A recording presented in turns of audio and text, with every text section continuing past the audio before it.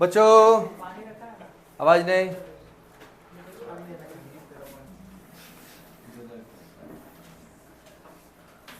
Chapter 1 के आप लोगों ने ऑलमोस्ट क्वेश्चन कर लिया आई थिंक, है ना, असाइनमेंट से। कुछ एक रह गए हैं, बाद में डिस्कस करेंगे। अभी हम लोग चैप्टर 3 की रिवीजन करेंगे स्टार्ट, ठीक है ना। चैप्टर 3, ठीक है ना। चैप्टर 3 मान लो बच्चों एक गहरी खाई है, उसको पार कर लिया। चैप्टर 4 एक गहरा समुद्र है, उसको पार कर लिया, बस समझो निकल गए आगे। चैप्टर 4 5 6 बच्चों वाले हैं बेटा। चैप्टर 3 इलेक्ट्रिक करंट, बेटा आवाज नहीं किसी की। इलेक्ट्रिक करंट, ठीक है ना। सबसे बेसिक बात करेंगे इसमें हम लोग इलेक्ट्रिक करंट की। किसकी? इलेक्ट्रिक करंट की, ठीक है। आप सभी जानते हैं इलेक्ट्रिक करंट क्या होता है बच्चों। I is equal to Q by T.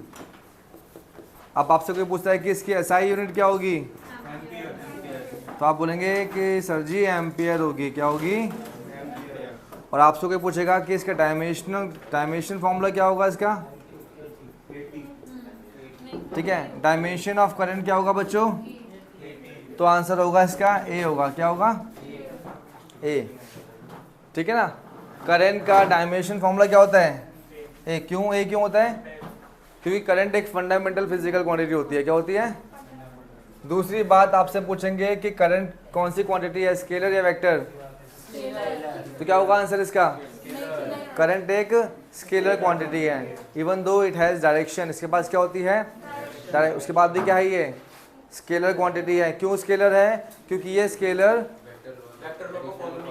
हाँ, ये वेक्टर एडिशन को फॉलो नहीं करती, ठीक है ना।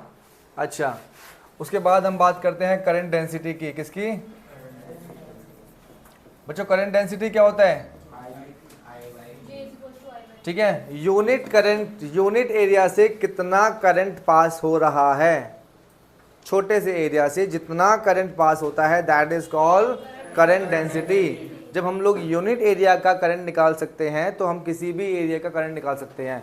अगर मुझे ये पता चल जाएगा कि यूनिट एरिया से अगर मान लो कि J करंट पास हो रहा है, कितना J, तो 2 मीटर स्क्वायर से कितना करंट पास होगा, 2J।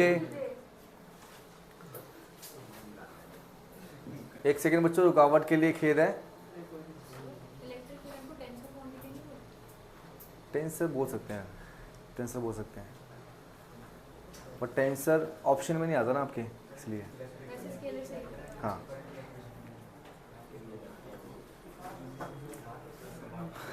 ये मेरे टाइम पे होता है हमेशा।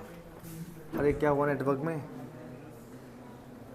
हमेशा मेरे टाइम पे होता है नेटवर्क इशू। जब हो जाए तो मुझे बता देना, मैं क्लास ले लूँगा।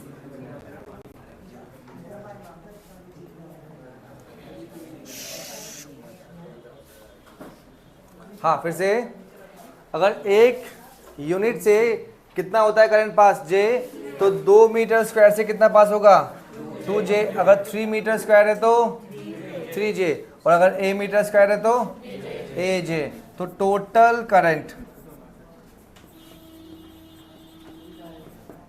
Current passing through a wire, ठीक है, I is equal to AJ या JA, ठीक है बच्चों। तो यहां बच्चों आपकी J की वैल्यू क्या आ गई, करंट अपॉन में एरिया ऑफ क्रॉस सेक्शन। ये A क्या है बच्चों इसमें, एरिया ऑफ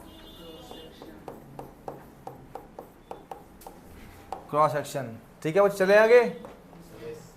अच्छा, करंट डेंसिटी, करंट डेंसिटी एक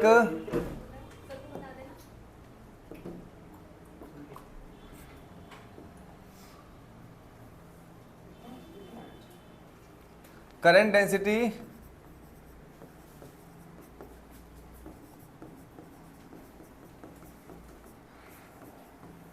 एक वेक्टर क्वांटिटी है बच्चों, क्या है,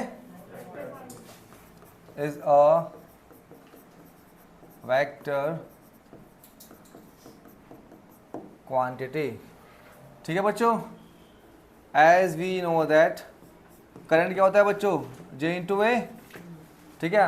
वेक्टर फॉर्म क्या बनाएंगे इसका, I is equal to J cross A. ये एक डॉट प्रोडक्ट का एग्जांपल है, किसका एग्जांपल है ये, डॉट प्रोडक्ट का एग्जांपल है। तो जब ये डॉट हटेगा बच्चों तो क्या आएगा इधर, J A cos theta. This is the actual equation of current in terms of current density, ठीक है। अच्छा हटाऊं इसे बच्चों,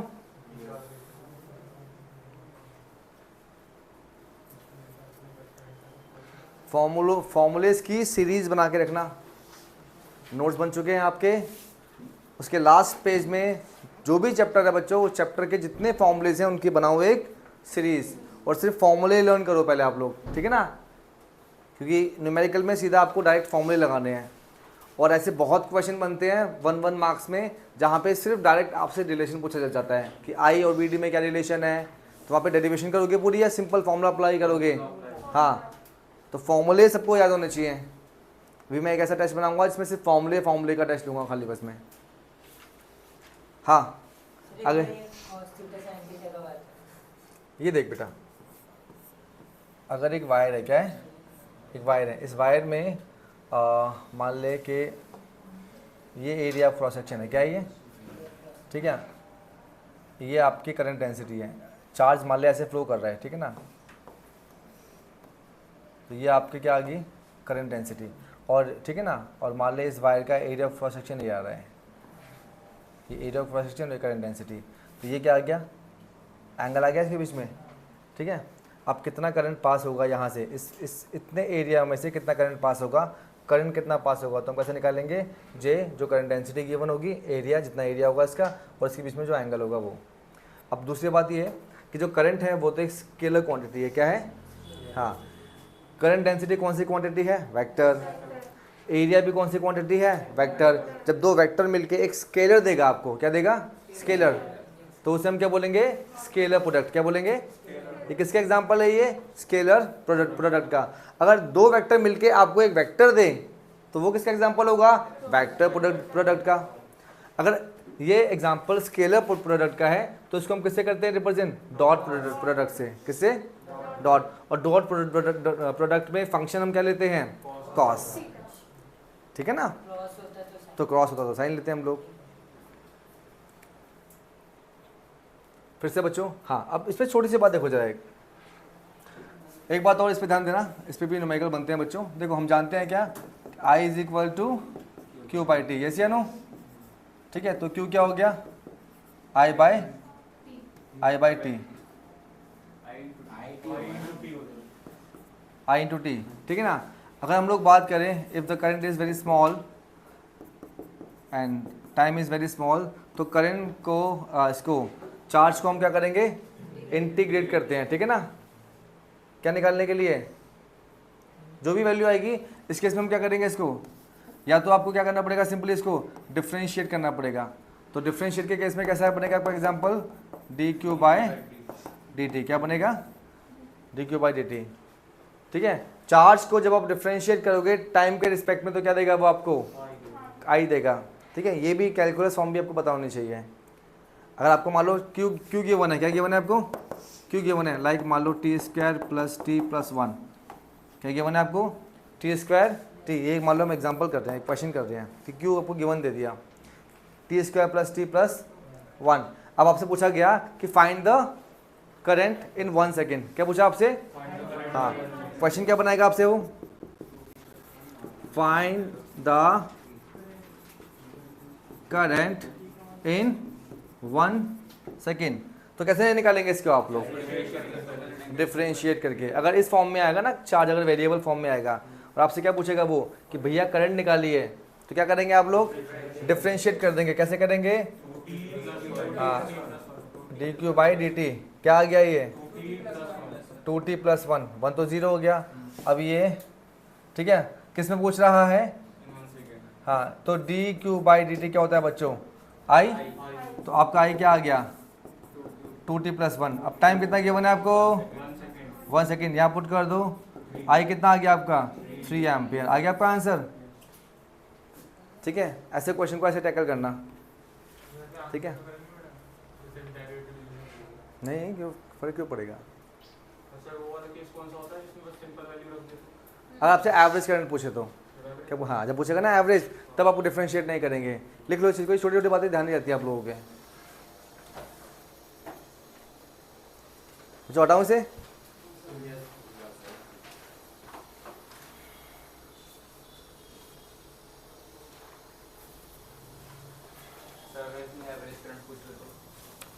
तो नहीं करना डिफरेंशिएट, एवरेज भी नहीं करते डिफरेंशिएट।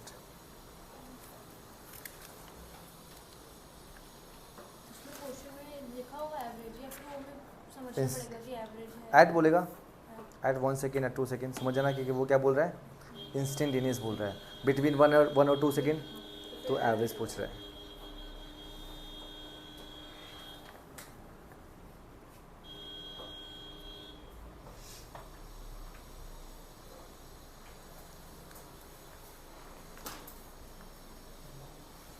बच्चों हो गया, आगे चलें। जी मैंने वीडियो भेजी थी हर्ष, तुम देख ली वीडियो? देख ली पूरी वीडियो?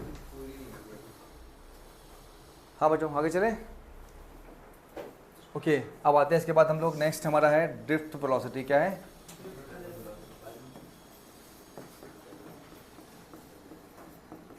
Drift velocity. ठीक है बच्चों, क्या होती है ड्रिफ्ट वेलोसिटी?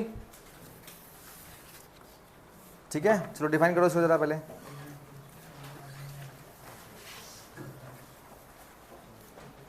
देखो definition of drift velocity.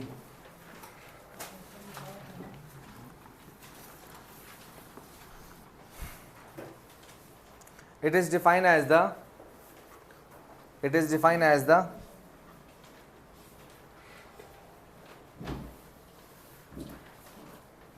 average velocity.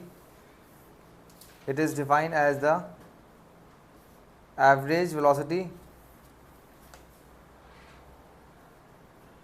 gained by the electrons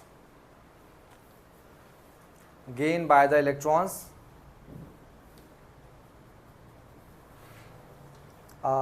the free electrons। लिखो बच्चों, gained by the free electrons of a conductor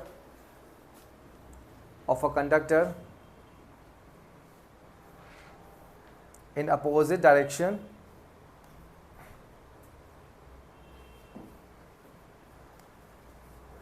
of the applied electric field।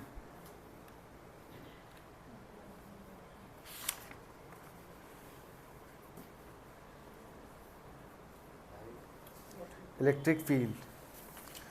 अच्छा, अब इसकी डेरिवेशन। ठीक है, ये अगर हम एक बात करें कंडक्टर की, किसकी, हम जब इस पर एक कोई पोटेंशियल डिफरेंस अप्लाई नहीं करते हैं तो इसके जो इलेक्ट्रॉन्स है ये सब क्या करते हैं, रैंडमली मूव करते हैं। क्या करते हैं बच्चों? रैंडमली मूव करते हैं सभी। ठीक है ना। अच्छा, तो जब ये रैंडमली मूव करते हैं बच्चों, तो इनकी मीन जो एवरेज वेलोसिटी होती है वो हम कितनी कंसीडर करते हैं? 0 कंसीडर करते हैं। कितने करते हैं? 0 कंसीडर करते हैं। ठीक है ना। क्यों 0 कंसीडर करते हैं बच्चों? देखो जरा, एक इलेक्ट्रॉन जब यहाँ जा रहा है इधर, दूसरा इलेक्ट्रॉन, इसकी पॉसिबिलिटी है कि दूसरा इलेक्ट्रॉन जो है वो कहाँ जाएगा, वो इधर जाएगा।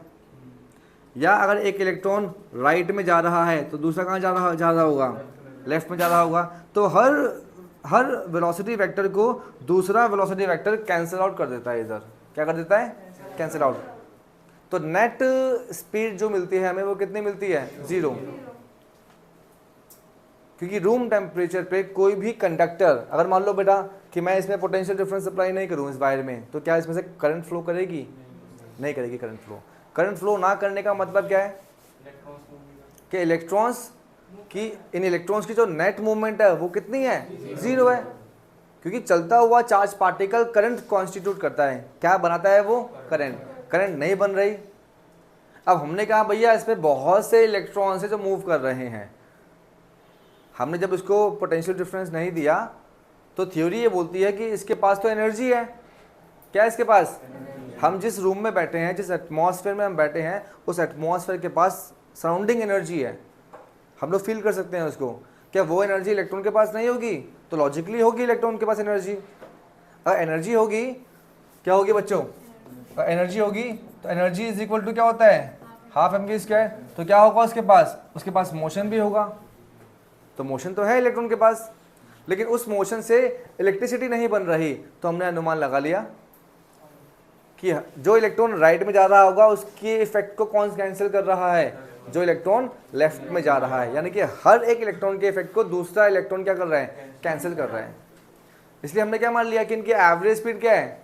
0 है। तो रूम टेम्परेचर पे at room temperature the average thermal velocity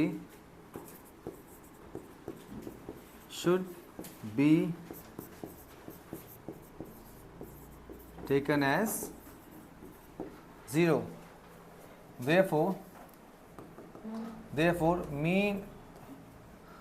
mean value यानी कि एवरेज वैल्यू कितनी होगी इनकी? मान लो एक की U1 है, एक की U2 है, एक की U3 है। करते करते इन सब की जब एवरेज निकालेंगे बच्चों तो कितनी आएगी? ये 0 आएगी। क्या आएगी? ये 0। अब हमने क्या किया बच्चों? अब हमने इस कंडक्टर के दोनों एंड पे एक पोटेंशियल डिफरेंस लगा दिया। क्या लगा दिया? हाँ, तो हमने लिखा आफ्टर अप्लाइंग द पोटेंशियल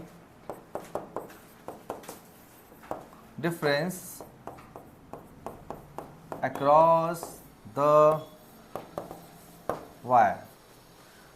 अब हमने बच्चों इसके अक्रॉस एक पोटेंशियल डिफरेंस लगा दिया। ठीक है, ये देखो बच्चों, पोटेंशियल डिफरेंस लगा दिया। ये लगा दी एक बैटरी।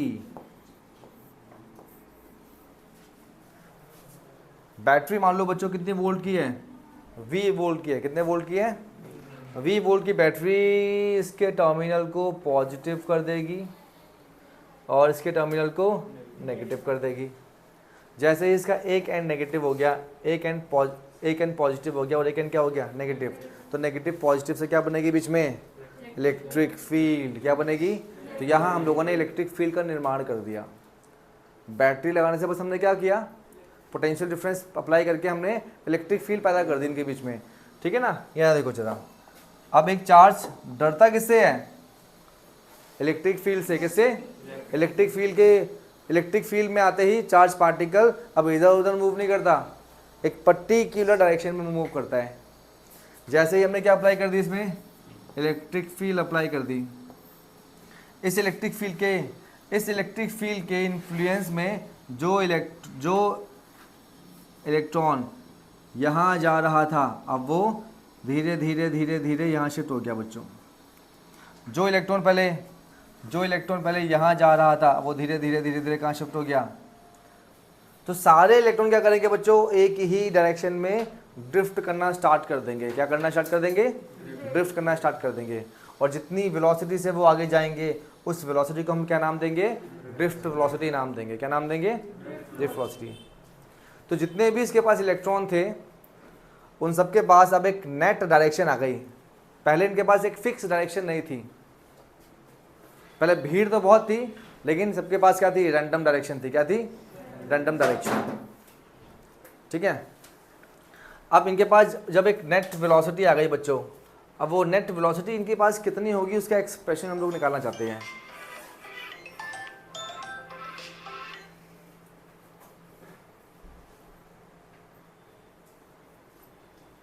ठीक है, फिर से नाउ तो आगे चलते हैं। After applying the electric field the free electron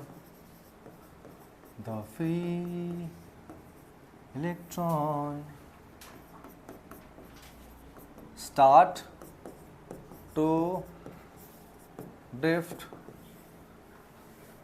in opposite to the applied electric field. कहाँ मूव करेंगे ये? इलेक्ट्रिक फील्ड की डायरेक्शन के अपोजिट मूव करेंगे, ठीक है ना। अब इनके पास कितनी वेलोसिटी आ जाएगी? तो मान लो बच्चों कि एक इलेक्ट्रॉन के पास कितनी वेलोसिटी आ गई? v1 is equal to u1 plus at1, ठीक है ना। और दूसरे के पास मान लो कितनी वेलोसिटी आ गई? u2 plus at2। तीसरे के पास कितनी आ गई? u3 plus at3। इसे करते करते लास्ट इलेक्ट्रॉन है vn, इसके पास कितनी वेलोसिटी आ गई? un प्लस tn, ठीक है। सबको कंबाइन कर दिया बच्चों। कंबाइन करने के बाद v1 प्लस v2 प्लस vn is equal to u1 plus u2 dot dot dot un, ठीक है। प्लस a कॉमन ले लिया, t1 plus t2 dot dot dot tn। अब बच्चों हम लोग इनकी एवरेज स्पीड निकालना चाहते हैं, मतलब सबकी एवरेज वैल्यू निकालना चाहते हैं। तो एवरेज वैल्यू के लिए क्या करेंगे हम लोग? Divide by n। ये आ गई हमारी ड्रिफ्ट वेलोसिटी। क्या आ गई है? ड्रिफ्ट। ये तो बच्चों कितनी हो गई है? 0। एक्सेलरेशन बाहर आ गया। This is the average relaxation time. क्या नाम दिया इसको हम लोगों ने?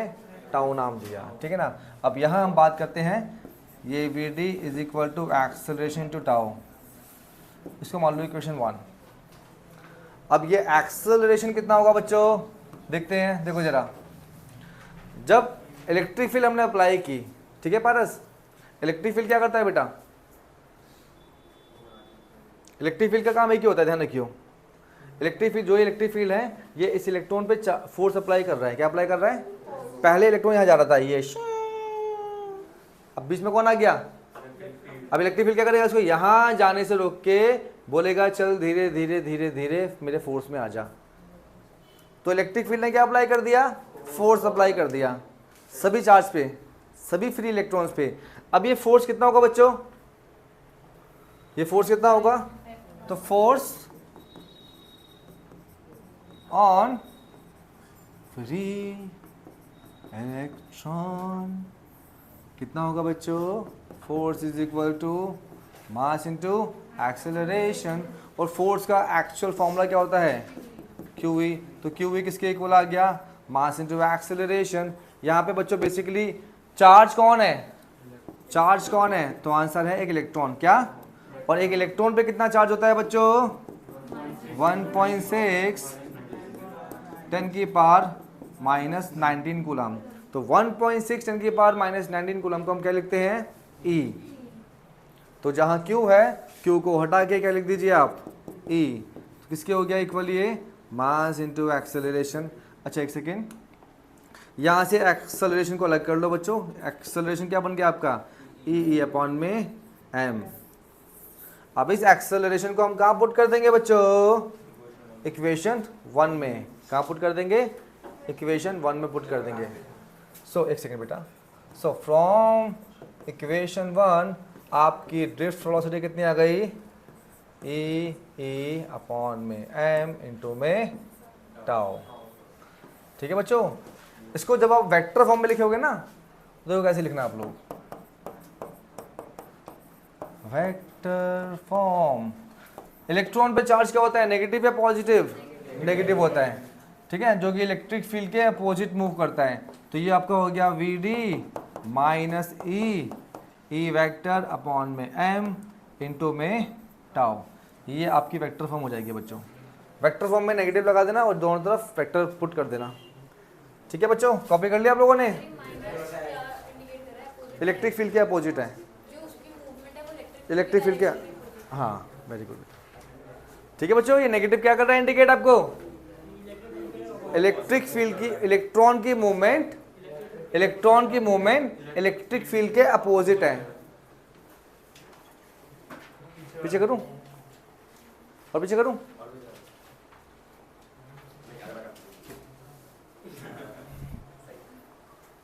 ये दिख रहा है बच्चों, अरे विजिबल है, ये विजिबल है। सारे इलेक्ट्रॉन इस वेलोसिटी से चलते हैं। सारे इलेक्ट्रॉन इस वेलोसिटी से, ये एवरेज वेलोसिटी है बेटा, सर वो मतलब कांस्टेंट क्यों है? कांस्टेंट नहीं है, कौन कह रहा है कांस्टेंट है। सब में सेम आ रहा है ना, जितने भी वो चेंज हो रहा है। हाँ तो इलेक्ट्रिक फील्ड पर डिपेंड करेगा ना, इलेक्ट्रिक फील्ड ई को इंक्रीज कर दो वैल्यू चेंज हो जाएगी, और ये क्या है पोटेंशियल, कांस्टेंट है इसलिए ये constant। हाँ इसलिए फोर्स कांस्टेंट है ना, इसलिए आगे कर दूं।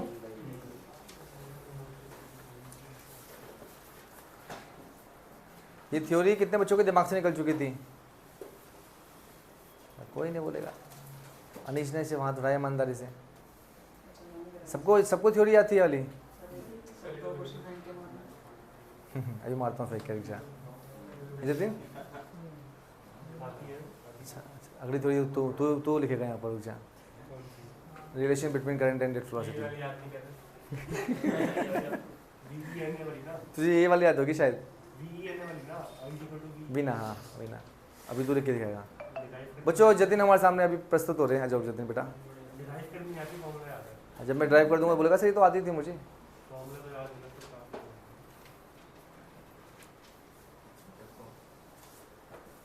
क्या हो गया बेटा कुछ, अच्छा आगे चले बच्चों, नोट कर लिया आपने, हाँ नेक्स्ट लिखो बच्चों,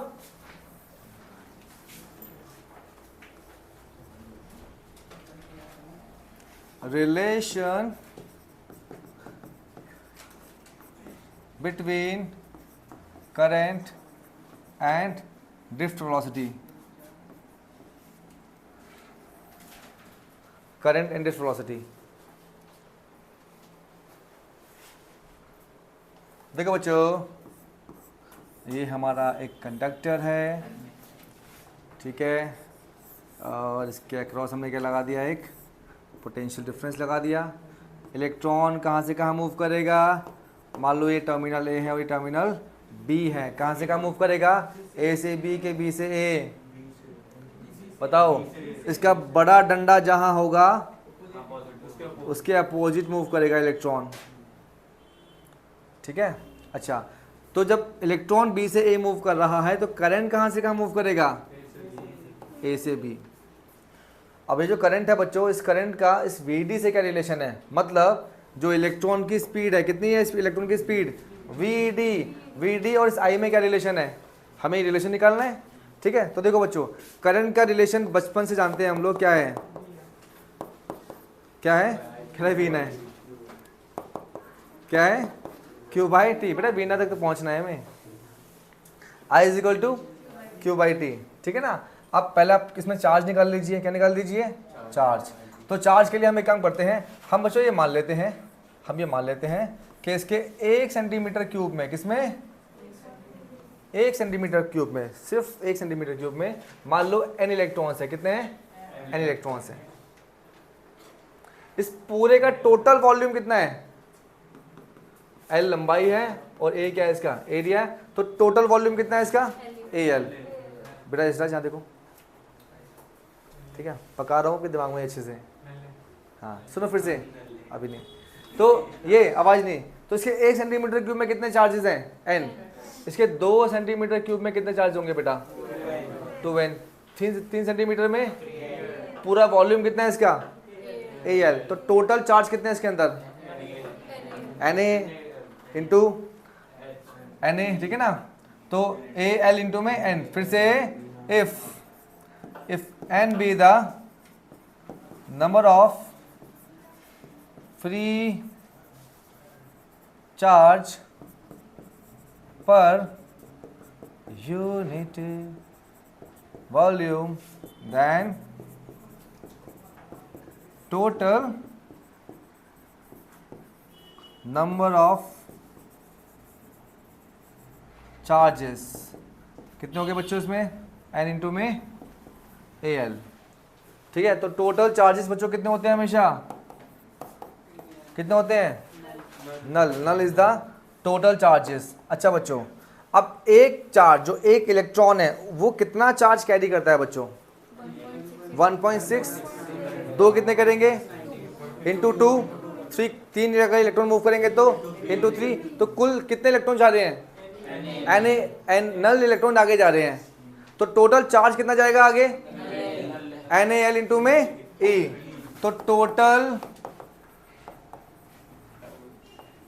चार्ज फ्लो Q कितना आ गया, ये NaL इंटू में E। ये नल्ले नल्ले कौन बोल रहा है, कौन नल्ला है अच्छा क्यों आ गया ये। अच्छा तो क्यों तो भैया हमने निकाल लिया, अब अगला क्या निकालना है हमें, टी निकालना है। तो टी के लिए देखो बच्चों, टाइम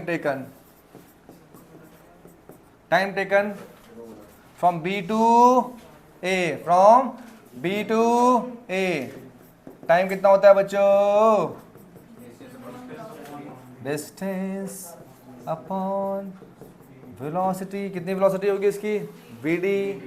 तो टाइम कितना आ गया बच्चों, डिस्टेंस कितना मान लिया l, स्पीड कितनी आ गई इसकी vd। तो q भी मिल गया, t भी मिल गया।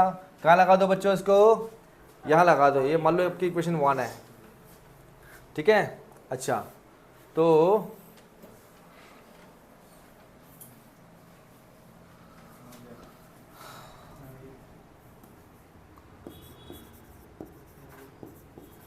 From equation 1 I is equal to q by T, q is equal to NaLe upon में L अपॉन में Vd। तो L से L क्या कर दिया, कैंसिल कर दिया।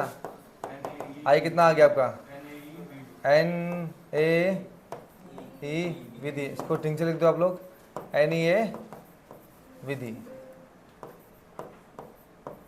NaE विधि। ठीक है बच्चों, this is the relation between current and its velocity। ठीक है, विदाउट इसमें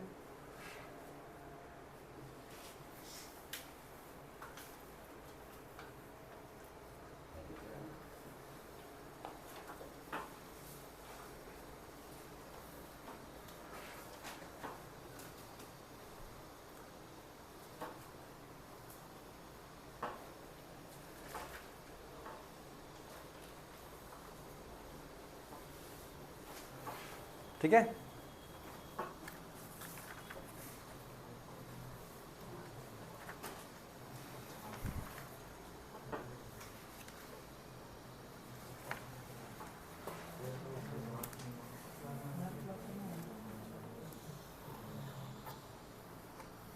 हाँ बच्चों, नेक्स्ट हटाओ मुझे,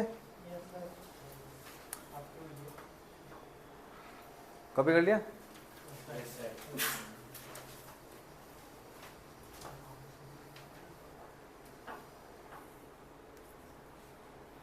बेटा दिशा कॉपी कर लिया, ये भी कर लिया कॉपी, दिशा ये भी कर लिया कॉपी।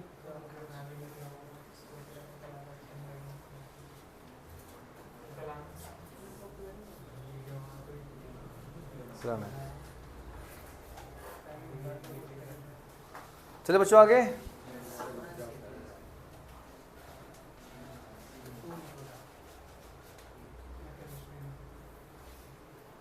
ओके आगे।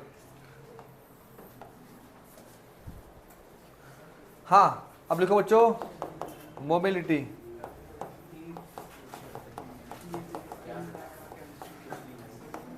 जो मोबिलिटी क्या होती है, रोहन बता, मोबिलिटी। पारस, प्रजापति, कृष्णा। कोई भी इलेक्ट्रॉन कितना, कोई भी चार्ज कितना फास्ट मूव करता है, वो वो जो टर्म है वो क्या कहलाएगी उसकी?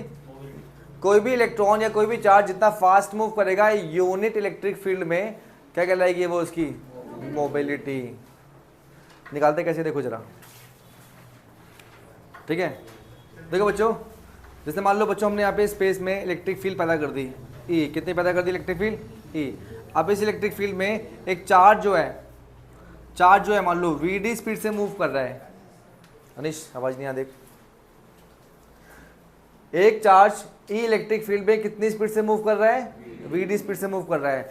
अगर तो बच्चों वो यूनिट यानी कि 1 न्यूटन पर कूलम इलेक्ट्रिक फील्ड में कितनी स्पीड से मूव करेगा? वीडी बाय ई स्पीड से मूव करेगा। तो यूनिट फील्ड में जितनी स्पीड से वो मूव करता है बच्चों, वो क्या कहलाती है? उसकी मोबिलिटी। ठीक है बेटा कृष्णा? तो फिर से बता क्या होती है मोबिलिटी? इलेक्ट्रिक फील्ड में नहीं, यूनिट इलेक्ट्रिक फील्ड में। फिर से बोल। हाँ, पहले डिफाइन करो जा, लिखो डेफिनेशन इसकी।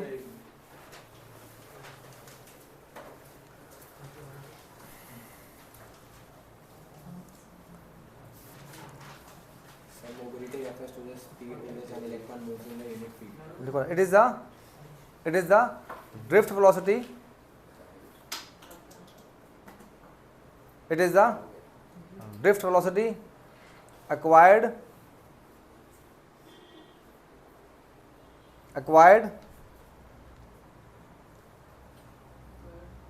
by the charge carrier, in a unit electric field.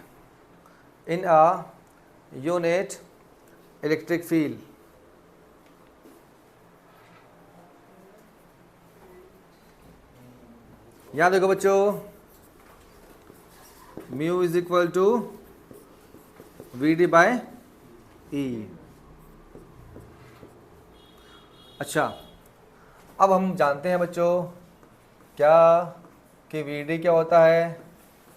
E upon में एम इंटू में टाउ।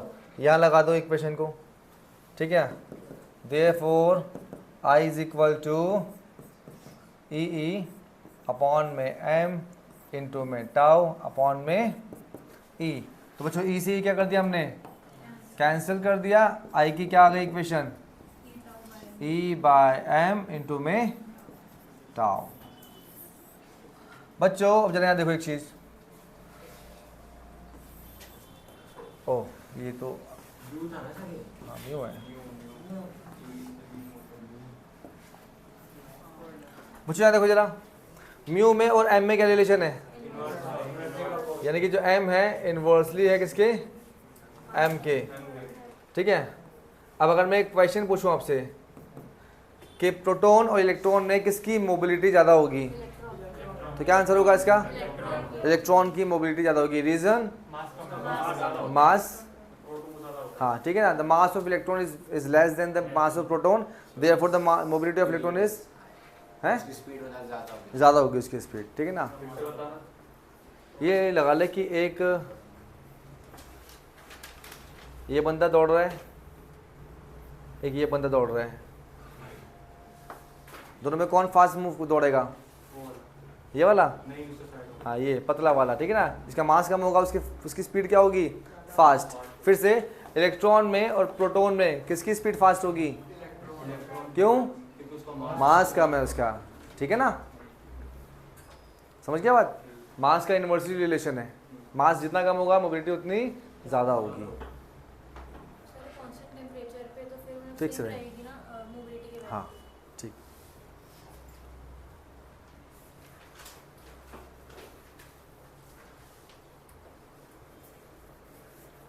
दो टॉपिक और करते हैं फिर सीधा आएंगे न्यूमेरिकल पे। दो टॉपिक और करते हैं इसके न्यूमेरिकल पे।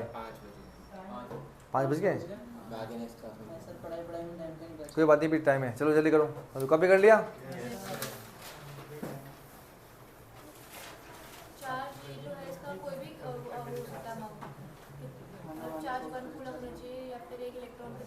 एक इलेक्ट्रॉन पे चार्ज होना चाहिए।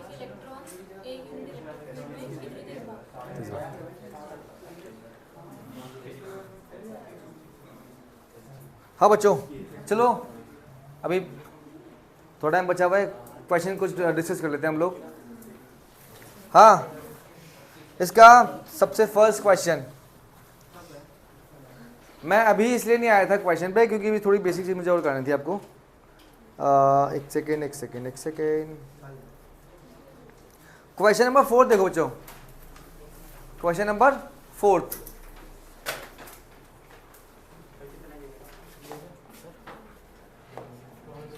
हाँ बेटा,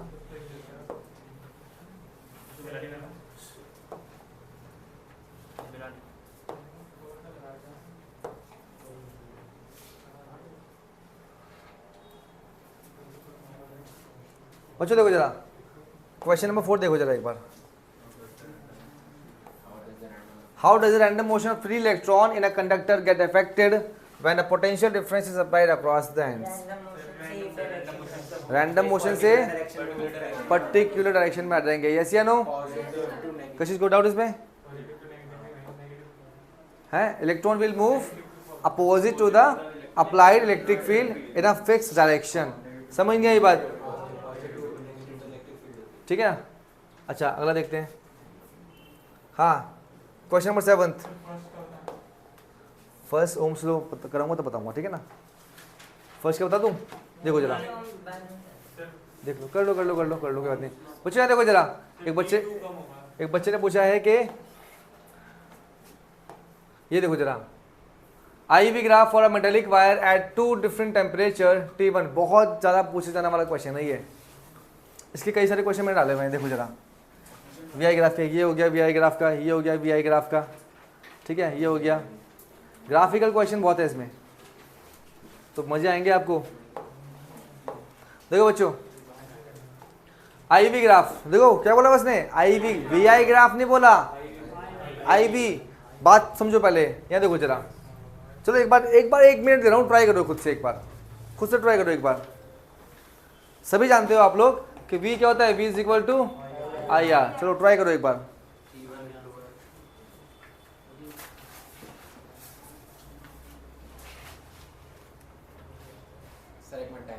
हाँ ठीक है, चलो आराम से करो।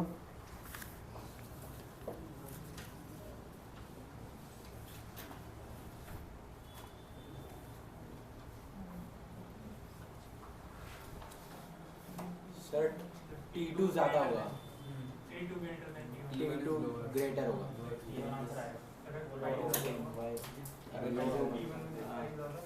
बता दूंगा, रेजिस्टिविटी और वोल्टेज पूछ लेते हैं। सर T2 ज्यादा बड़ा, T1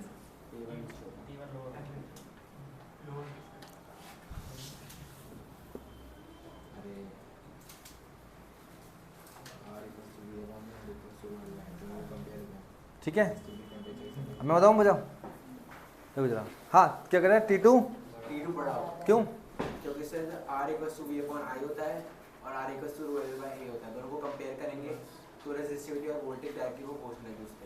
रेजिस्टिविटी टेम्परेचर से बढ़ती है, वो बढ़ाएंगे तो वोल्टेज भी बढ़ेगी। जितनी ज़्यादा वोल्टेज उतनी ज़्यादा रेजिस्टिविटी, उतना ज़्यादा टेम्परेचर।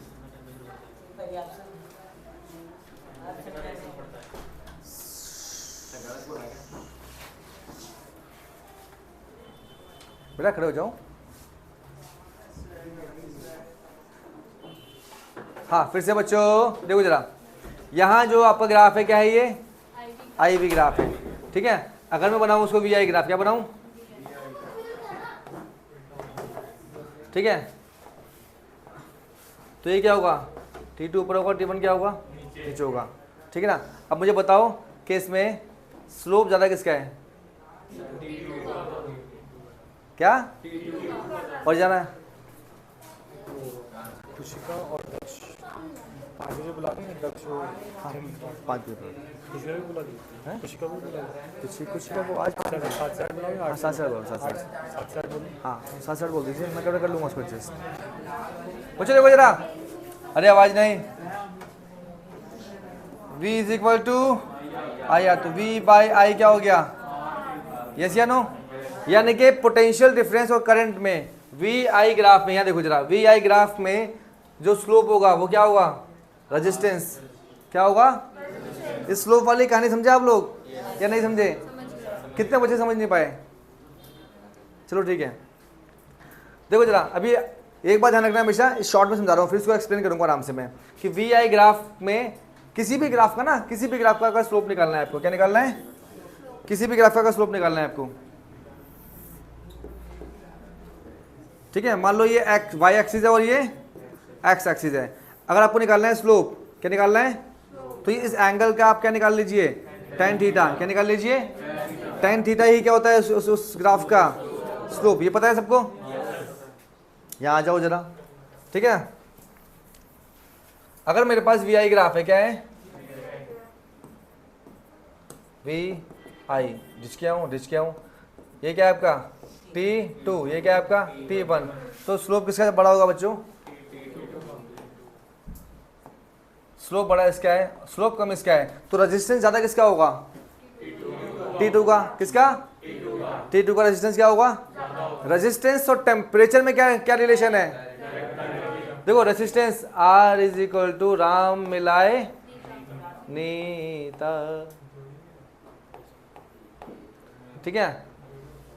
रेजिस्टेंस और टेम्परेचर, रेजिस्टेंस, ये जो हमने इक्वेशन की थी बच्चों अल्फा वाली, याद है आपको? कौन सी? Alpha is equal to R naught upon में, ठीक है। जितना टेम्परेचर किसी मेटेलिक वायर का हम बढ़ाते हैं उतना उसका रेजिस्टेंस बढ़ता है। याद है कि भूल गए? टेम्परेचर कोएफिशिएंट में हमने क्या पढ़ा था? If you increase the heat और temperature then resistance will also be increase. Alpha क्या होता है बच्चों? एक मेटेलिक वायर का पॉजिटिव। क्या होता है? पॉजिटिव। पॉजिटिव होने का मतलब क्या है? अगर मैं टेम्परेचर को इंक्रीज करूंगा तो रेजिस्टेंस भी क्या होगा उसका? अब सुनो, फिर से आते हैं यहाँ पर, यहाँ देखो जरा। T1 T2 रेजिस्टेंस ज्यादा किसका होगा? T2 का कि T1 का? अगर रेजिस्टेंस ज्यादा है तो टेम्परेचर भी ज्यादा किसका होगा? T2 का। तो असल ग्राफ में आ जाओ, असल ग्राफ में किसकी वैल्यू बड़ी होगी? T2 की वैल्यू क्या होगी? तो T2 is more than T1। समझ में आ गया आपको? एक्सप्लेनेशन में लिखवा दूंगा, कोई इशू नहीं है। ऐसे ही ट्रिकी क्वेश्चन करेंगे, ठीक है बच्चों, अगली क्लास से हम लोग। अच्छा बैठना 2 मिनट, अभी कहीं जाना मत।